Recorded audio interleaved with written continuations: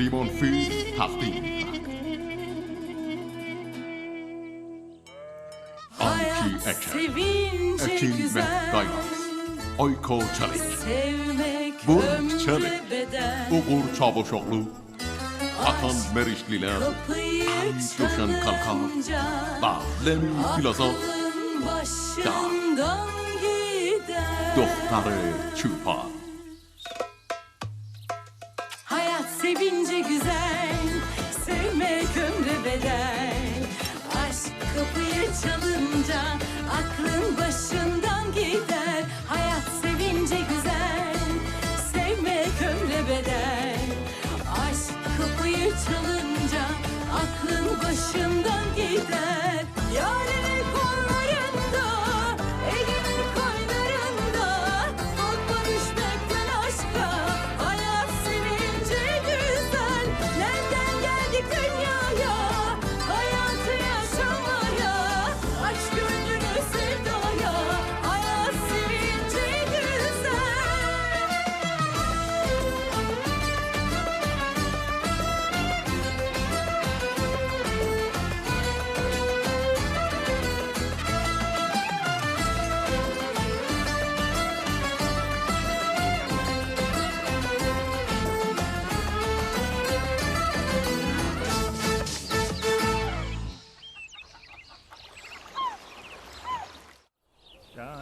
دادم من عاشقم دادم من عاشقم سلام امینه جان امینه جان امینه من امینه جان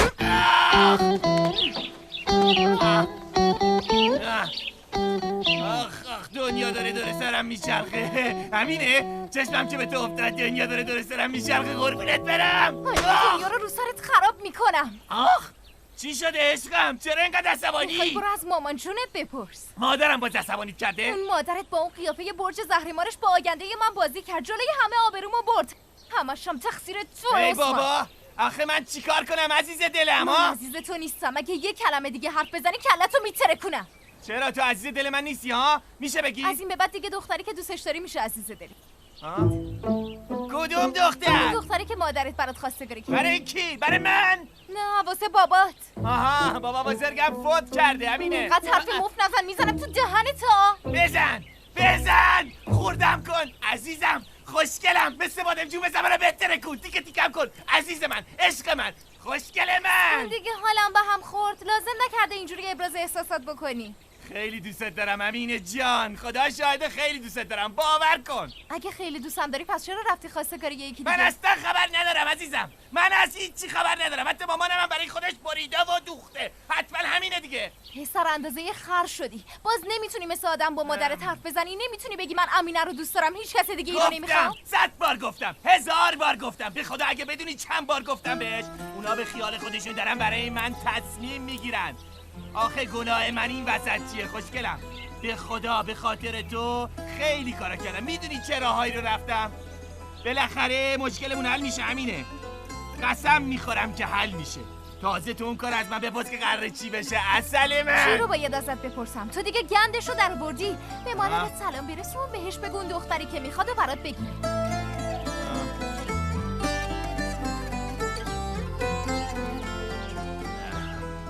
اون طرفشو میگیری از این طرفش میزنه بیرون این طرفشم میگیری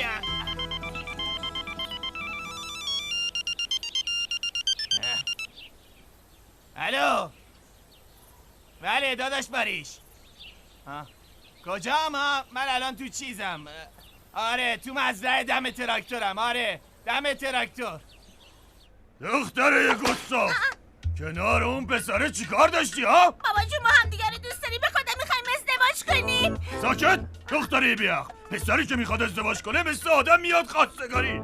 این پسره داره بازیت میده کله خر. بابا همین الان میرم فکشو بیارم پایین تو فقط اجازه بده. کن لازم نکرده من اول باید بفهمم اینا میخوان چه غلطی بابا بکنن. جون همه که مثل شما عقب افتاده نیستن. ما میخواستیم قبل از نامزدی بیشتر معاشرت کنیم. ساکت دختره بی‌حیا اینا همش به خاطر اون مادرته. هیچ کدومتون حق نداره. اصلا خودت خسته نکن. من اینو میبرم خونه همونجا حسابش میرسم. بیا اینو بگیر. پخشش کن تو طویله. دست سهرم بگیر ببر. تا وقتی که 40 تا سوزن جمع نکنن حق ندارن بیان بیرون. بابا جون این دفعه یه مجازات دیگه بهت بده قربونت برم. بابا سهر برای چی اون چی کار کرده؟ من باید مچشونو بگیرم. مگه اینا دو قلو نیستن؟ هستن دیگه. پس وقتی یکیشون این کار کرده و یکی هم میکنه. فهمیدم. بیا دختر بیا باید بریم سهر پیدا کنیم. نوبت تو میشه ها. ببینم. ببینم. عجب روی داره به خدا. آخه بساره پر رو، تو کی باشی که با دختر کت خدا اینطوری خاله بازی میکنی؟ آی قربون اون دهنت بشم منم همینو میگم دیگه. نمیشه مختار، اینجوری نمیشه. باید هر جور شده این آدم ها رو از این روستا بندازیمشون بیرون. باور کن رئیس، ما هم هر روز داریم همین کارو میکنیم. به خدا یه دسته نگاه کن. آهان ببین به بازم جمع شدیم دیگه. نگاه کن بابا، ما هم دنبال چاره ای. بله ولی تا الان چه غلطی کردی؟ رئیس خودت میدونی ما هر راهی رو امتحان کردیم. میخواستیم به زبون خوش برن اما نشد دیگه. ما ترسوندیمشون اما گول نخوردن. دخترای روستا هم جمع کردن دوره خودشون به بهونه فال گرفتن یار جمع میکنن. ساله هم که این لجبازی میکنه میگه مهمون حبیب خداست، من بیرونشون نمیکنم. شیطونه میگه یه دونه به این ساله بزنم که لجبازی یادش بره. ببین مختار، اینجوری نمیشه. هر طور شده باید اینا رو از روستا بندازیم بیرون. میخوام الان بهت یه چیزی بگم. بیا چی میگه؟ صبر کن. دستم گرفته. نه بابا، مگه خودت نگفتی قبل پرگرای میام بره؟ هست. من گفتم نیست. پس کجاست آخه؟ 2 ساعته داریم شنا میکنیم. ببین یکم جلوتره. هی میگی یکم جلوتر، آخرش هم غرق میشیم دختر.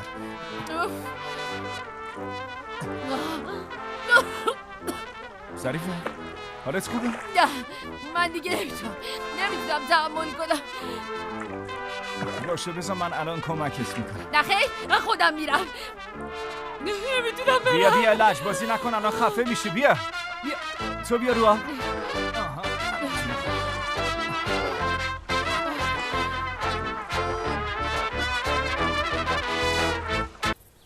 واقعا که من این همه زحمت میکشم، هی میخوام رمانتیک بازی در بیارم، بعد تو میای گند میزنی به همه چی. حق با توه رفیق، به خدا حق با توه. وقتی ساواش زنگ زد گفت یه کشتی برام ردیف کن به خاطر تو و امینه میخوام یه کارایی بکنم، منم دیگه از خودم بیخود شدم و نتونستم جلوی نفسمو بگیرم. آچ بر سرت بکن. حالا یا تو یا ساواش چه فرقی داره؟ خیلی فرق میکنه، میفهمی؟ خیلی فرق میکنه. شما که هردتون دارین برای من کار میکنین. پس چرا من این همه زحمت میکشم، رفتم رو دیوار کاغذ چسبوندم، اون همه شعر نوشتم. بله دیگه، ساواش با کاغذ بازی کرد به جای ظریف ایلکنام.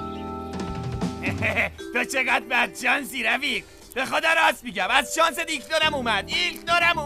ساکت شو عثمان، به اندازه کافی اعصابم خورده ها، حرسمو سر تو خالی میکنم. باشه بابا، مگه چی گفتم؟ ساکت میشم. آخرین بار کشتی رو کجا گذاشتی؟ کشتی رو چیز دیگه، اسکله سنگی از همونجا گذاشتم. میدونم باز چی کار کنم ساواش.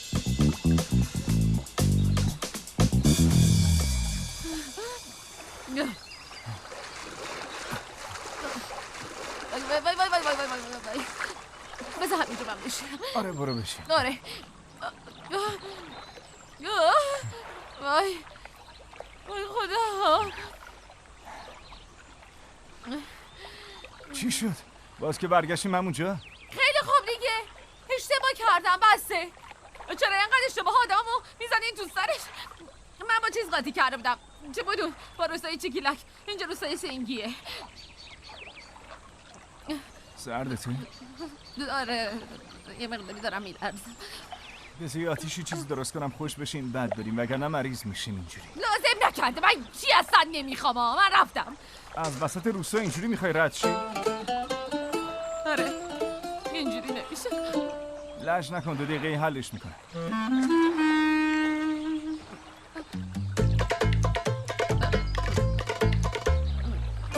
خیلی خوب. چیز من برم چوب جمع کنم. صبر کن خودم جمع میکنم، تو بگی بشین. این کار مردم است. آتیشم خودم روشن میکنم. باشه. اینجا منتظر.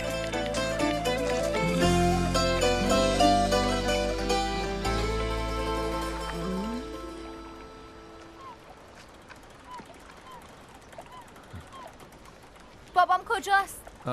خوش اومدی امینه. بابام رفت؟ آره یکم پیش رفت. آخرم نرسیدم. خیر باشه چیزی شده؟ میخواستم بهش بگم که دیگه عثمانو نمیخوام.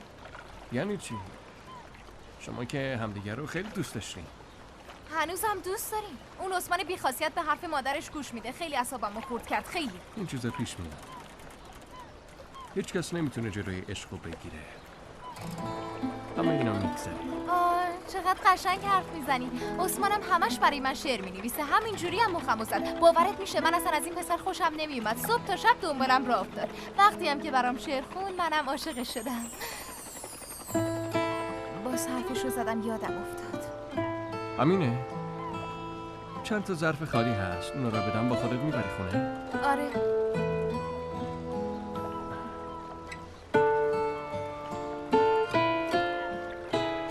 برای شام نمیای خونه؟ واسه شب یکم کار دارم. یه وقت دیگه میام. ممنونم.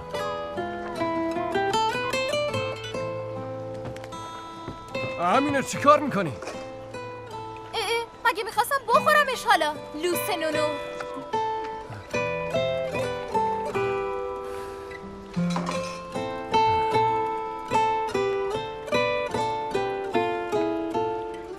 آی امینه اگه واقعیت رو میدونستی، اگه صدای قلبمو میشنیدی.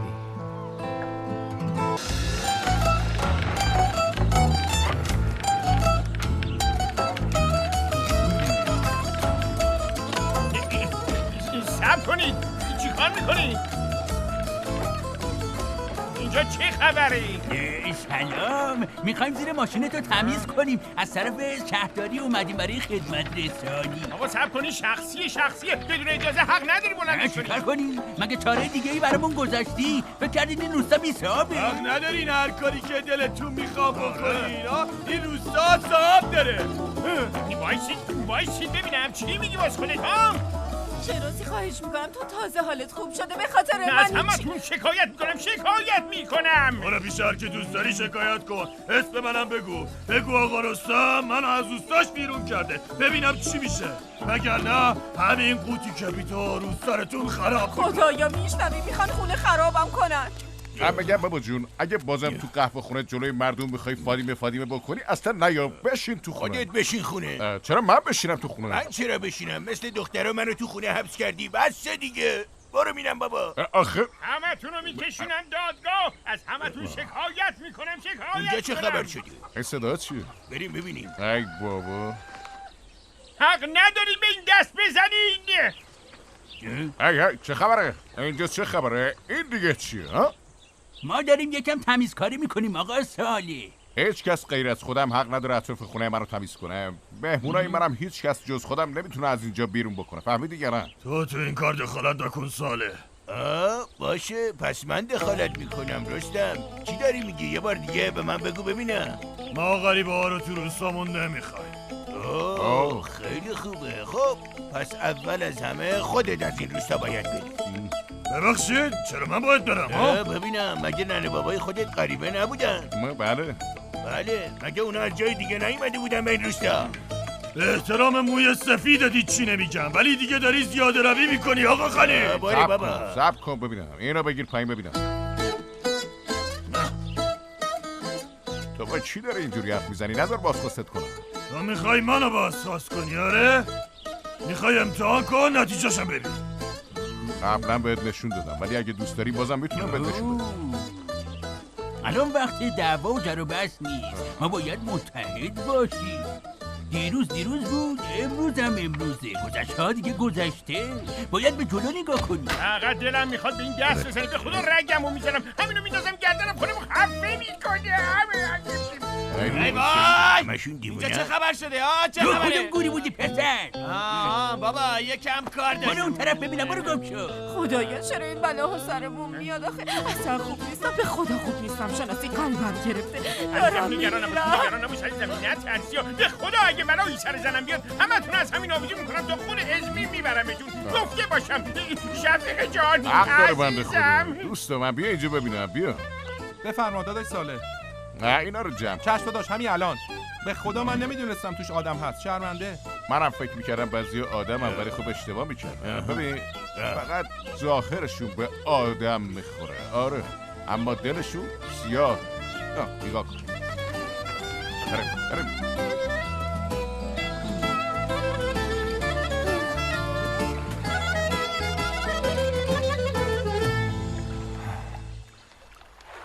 درسته که بچه روستا نیستم، اما بچه سوسورم نیستم. بالاخره یه کاری بلدم. بله مشخصه، خوب بلدی حرفشو بزن. دیگه چه کارایی بلدی ها؟ کاغذارم خوب میشناسم. چه کاغذایی؟ کاغذ روزنامه. میخوای چه کاغذی باشه؟ ظریف ورق دیگه. وای قماربازی میکنی؟ ای قمارباز. چه ربطی داره ظریف؟ چی میگی؟ بعضی وقتا با بچه‌ها تو قهوه خونه کارت بازی میکنیم. همین. خب تو استانبول چی کار میکردی؟ تو استانبول چی کار میکردم؟ مدیر یه شرکت بزرگ بودم. بعدش از کار کردن خسته شدم، گفتم بس دیگه، آخه تا کی میخوام دنبال پول باشم. آره درست میگی. بعدش تصمیم گرفتم تو طبیعت زندگی کنم. رفتم یه کاروان خریدم. دست مامان و بابا و خواهر و برادرم رو گرفتم و اومدم اینجا. کار خوبی. پس به خانوادت خیلی اهمیت بود. خانوادم خط قرمزه. تازه من با هر دختری ازدواج نمی‌کنم. دختری که میخواد زن من بشه، ببخشید موبایلم زنگ می‌خوره.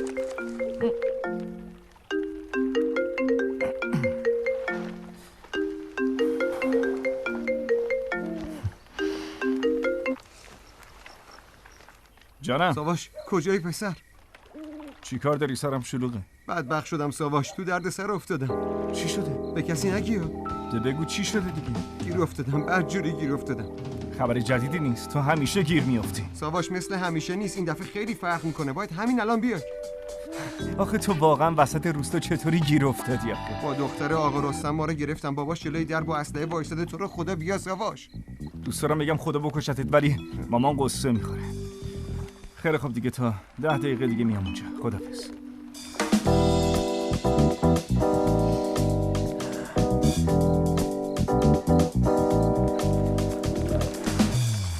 ظریفه، من یه کاری برام پیش اومده. تو اینجا بمون، من 2 دقیقه حلش میکنم برم. نه بابا منم دیرم شده دیگه، برم خونه. این چه حرفیه میزنی؟ خودم میرسونم. نه بابا لازم نیست، من خودم ظریفه، میرم. خودم اومدم دنبالت، خودم هم میرسونم. بهت که گفتم من هیچستانی و وسط راه ول نمیکنم. 2 دقیقه بشین برمیگردم. خیلی خوب باش. آفرین، زود برمیگردم. دیر نکن.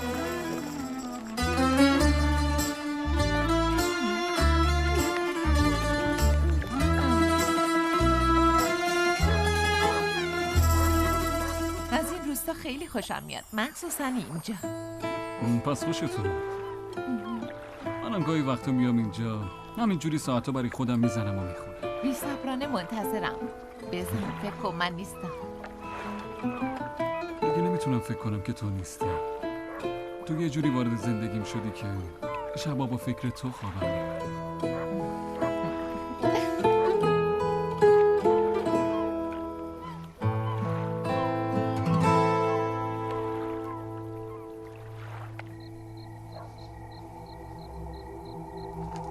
باریش، باریش، باریش تو قلبت.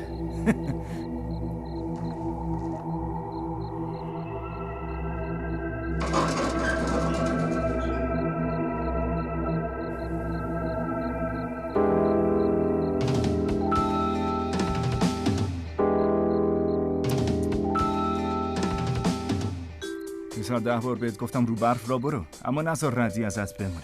نگاه کن تو رو خود، معلومه که مچتو میگیره.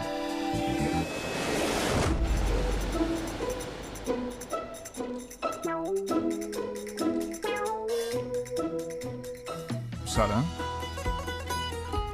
باریش با شما دستگیر شده؟ آها. خودش اینجا داره؟ نه، من به خاطر تو اومدم اینجا عزیزم. چی داری میگی؟ کدومش؟ آخه چه لزومی داشت این همه تدارک ببینی؟ فکر کنم یه سوء تفاهمی شد. نه، سوء تفاهمی نیست. از روزی که دیدمت منتظر این رویا بودم. دخترشون انگار زده به سر. چی داری میگی آخه؟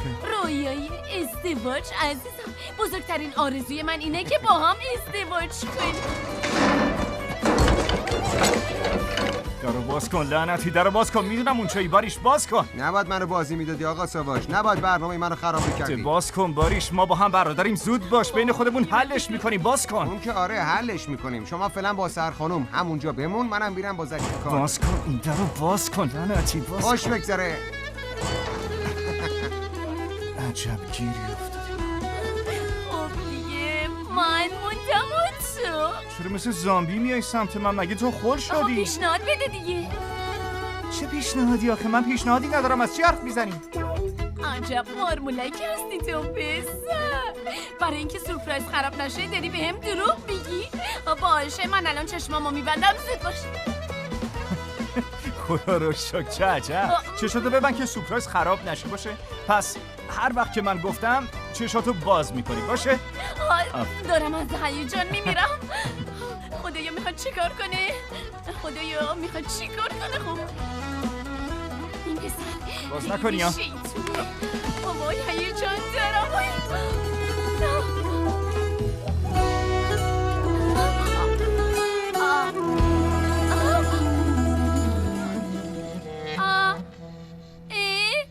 عشقم کجا رفتی؟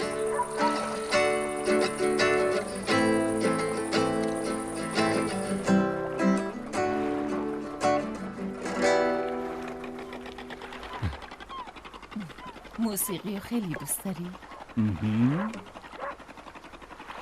بزرگترین رویات چیه؟ دلم میخواد تو کل دنیا نوازندگی کنم. دلم میخواد با آهنگام تو تمام دنیا نوید صلح بده. دوست دارم فریاد بزنم که مردم نجنگین، ترانه بخونین. خیلی احمقانه است. نه به نظرم احمقانه نیست، حتی قشنگم هست. قشنگی اما غیر ممکن. برای چی غیر ممکنه؟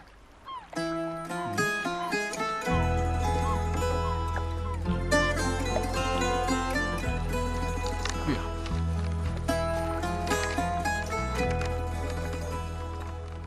ببین این نقشه دنیاست. این ترکیه است. این نقطه رو میبینی؟ کدوم یکی؟ ببین اینجا. دیدم. دقیقا همون نقطه این روستاست. من با زنجیرهای نامری به اینجا وصلم. غیر ممکنه که از اینجا برم یه جایی. برای چی؟ مامانم، من تک فرزندم، نمیتونم تنهاش بذارم. اون برای من کلی آرزو داره، دوست داره خوشبختی منو ببینه. اما رویاهای تو یه چیز دیگه است. درست. این زندگی توه، نباید به خاطر دیگران زندگی تو فدا کنی. گیتارتو بگیر دستت، بزن، ترانه بخون، بی خیال نشو، دنبال آرزوهات برو. زود باش.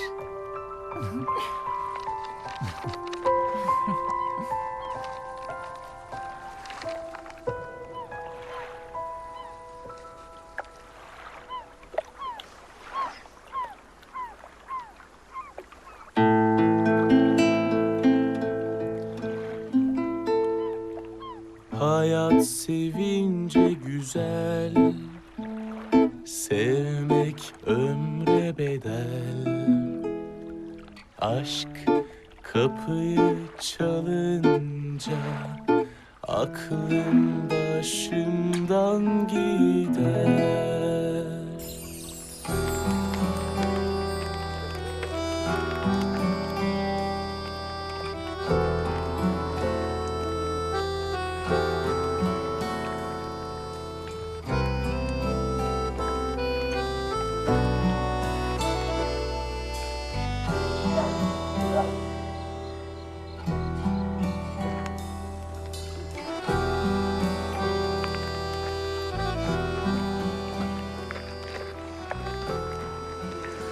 معذرت میخوام ترسوندمت.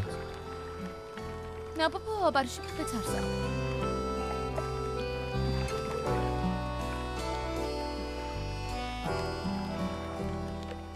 خیلی زیبایی ظریف. تو زندگیم دختری مثل تو به این زیبایی و شجاعی ندیدم. نگاهت آدمو دیوونه می‌کنه.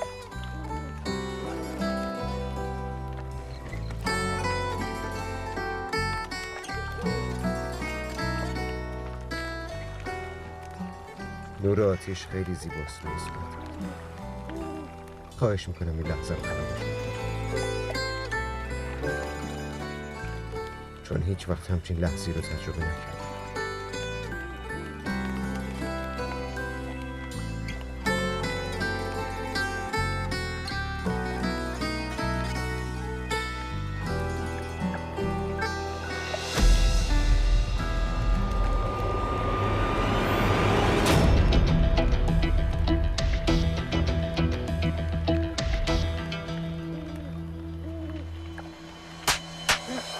بیشون تو فکر کردی کی هستی ها؟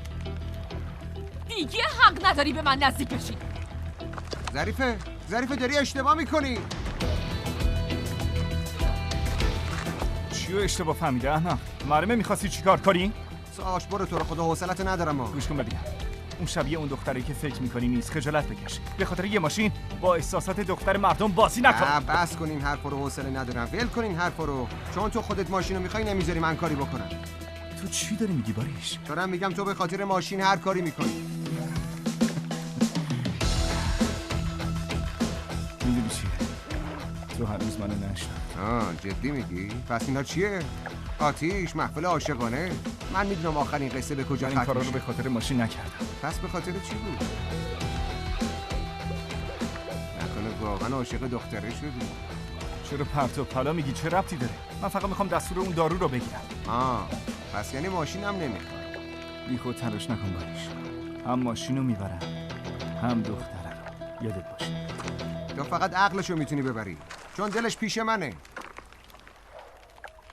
اون به این راحتی ها نمیتونه امشب فراموش کنه. اگه میشه اولین هیجان فراموش بشه، عمر میگذره، اجل میاد و در خونتو میزنه، اما باز اولین تپش قلب فراموش نمیشه. بله دیگه، دل همینه، معلوم نمیشه به کی وابسته میشه. مثلا عشق گاهی وقتا مثل مبارزه میمونه، شروعش سخته اما نگه داشتنش سخت‌تر. عشق گاهی وقتا مثل صلح میمونه، به انسان آرامش میده و زخمایی که با جنگیدن باز میشن رو کور میکنه.